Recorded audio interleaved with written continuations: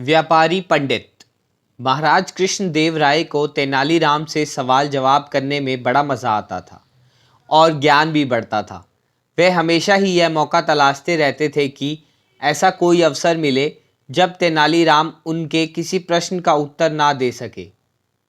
एक दिन बातों बातों में राजा कृष्णदेव राय ने तेनालीराम से पूछा, तेनालीराम, यह बताओ कि किस प्रकार के लोग सबसे ज़्यादा मूर्ख और किस प्रकार के लोग सबसे ज़्यादा सयाने होते हैं।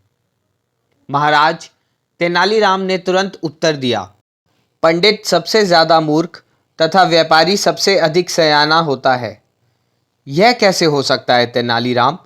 ब्राह्मण तो सबसे अधिक पढ़े लिखे तथा विद्वान होते हैं, किंतु व्यापारी तो निपट अनपढ़ व बुद्धिहीन होते हैं।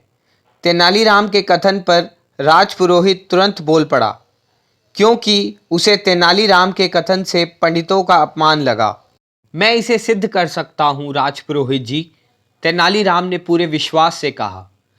तब राजा ने पूछा, कैसे? वह आप अभी जान जाएंगे महाराज, लेकिन मेरी एक शर्त है कि मेरे बीच में आप भी दखल नहीं देंगे, तभी मैं अपनी बात सिद्ध करूंगा। तेनालीराम ने बोला। ठीक है तेनालीराम, हम तुम्हें इस बात का वचन देते हैं। राजा ने तेनालीराम की शर्त मान ली। तब तेनालीराम ने राजगुरु ताताचार को अपने पास बुलवाया। राजगुरु के पास आने पर तेनालीराम ने आदरपूर्वक राजगुरु से कहा, गुरुदेव, महाराज आपकी यह लंबी चोटी बहुत पसंद करते हैं। वह आपकी चोटी चाहते हैं। इसके बदले में महाराज आपको मुंह मांगा इनाम भी देंगे। तेनालीराम की इस बात को सुनकर राजगुरु के पैरों तले जमीन खिसक गई। उसे पाली हुई प्यारी चोटी को वह कैसे कटवा दें, लेकिन राजा की आज्ञा जिसे टाला भी नहीं जा सकता था। इसलिए राजगुरु ने विनती करते हुए तेनालीराम कहा, तेनालीराम जी, मैंने बड़े जतन से पाल पोस कर इस चोटी को बड़ा किया है, इसे मैं कैसे कटवा दूं? लेकिन राजगुरु जी, ज़रा सोचिए कि आपने जीवन भर महाराज का नमक खाया है। चोटी कोई ऐसी दुर्लभ वस्तु तो नहीं जो फिर ना मिल सके। बालों का क्या है, कटते हैं फिर बड़े हो जाते हैं और फिर महाराज उसके बदले में आपको मुंह मांगा इनाम भी तो दे रहे हैं। वो चाहे तो आपसे सब कुछ छीन भी सकते हैं, क्योंकि वो सब कुछ उन्हीं का दिया हुआ है। लेकिन हमारे महाराज न्यायप्रिय हैं। वो ऐसा कुछ नहीं करना चाहते जिससे आपको कोई हानि हो। राजगुरु तेनालीराम की चाल को तुरंत समझ गया। वह उससे बदला लेना चाहता है। वह मन ही मन तेनालीराम को कोसने लगा। जब तेनालीराम ने पूछा, महाराज आपको अपनी चोटी के बदले में कितना इनाम चाहिए? 5 स्वर्ण मुद्राएं बहुत होंगी तेनालीराम जी, राजगुरु ने बड़े धीमे से कहा। 5 स्वर्ण मुद्राएं राजगुरु को दे दी गई और नाई को बुलवा कर उनकी चोटी कटवा दी गई। उसके बाद तेनालीराम ने नगर के सबसे प्रसिद्ध व्यापारी को दरबार में बुलवाया। उसके भी बड़ी चोटी थी। तब तेनालीराम ने व्यापारी से कहा, सेठ जी, महाराज को आपकी चोटी चाहिए। यह तो बड़ी खुशी की बात है। व्यापारी ने तपाक से कहा, मेरे पास जो कुछ है सब महाराज का ही है। वो जो चाहें ले लें, किंतु इतना ध्यान रखें कि मैं एक गरीब आदमी हूँ।